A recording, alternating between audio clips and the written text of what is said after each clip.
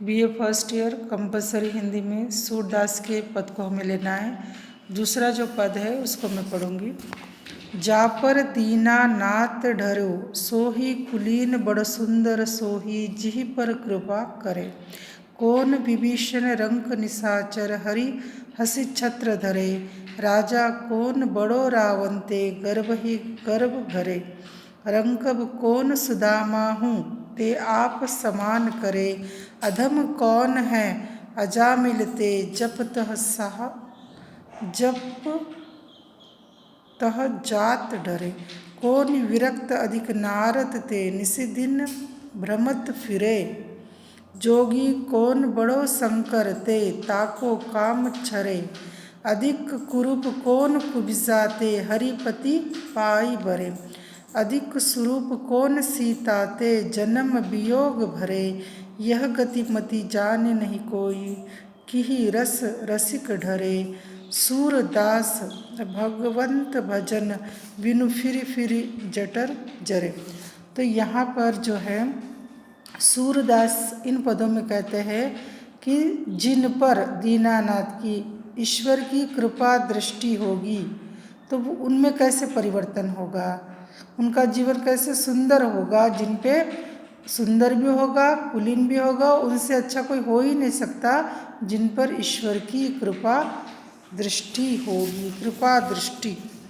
तो यहाँ जो है सूरदास ने ईश्वर की कृपा दृष्टि की बात यहाँ पर कही है। सूरदास कहते कि ईश्वर का गुणगान करते हुए उनकी कृपा दृष्टि के बारे में बताया गया। जिस प्रकार दीनानाथ यानी ईश्वर की कृपा दृष्टि होगी वो व्यक्ति बड़ा कुलीन होगा, सुंदर होगा। रावण का भाई विभीषण निशाचर था, राक्षस था, लेकिन उस पर भगवान का छत्र रहा, छाया रही। तो वो क्या राजा उसकी छत्र में रहा।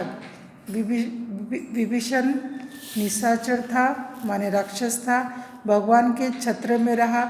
सबसे बड़ा राजा रावण था, लेकिन उसके गर्व को, अभिमान को, अहंकार को पल भर में ही जो है मिटा दिया गया।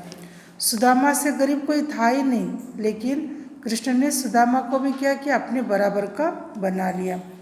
आजीमन जो अधर्मी था तो उसका भी क्या किया, ईश्वर ने उसका नाश कर दिया।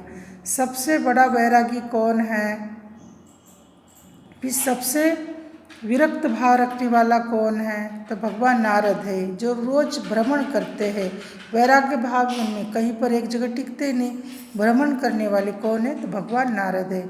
और वैराग्य भाव से भरा हुआ व्यक्ति कौन है, तो भगवान शंकर है, जो योगी है।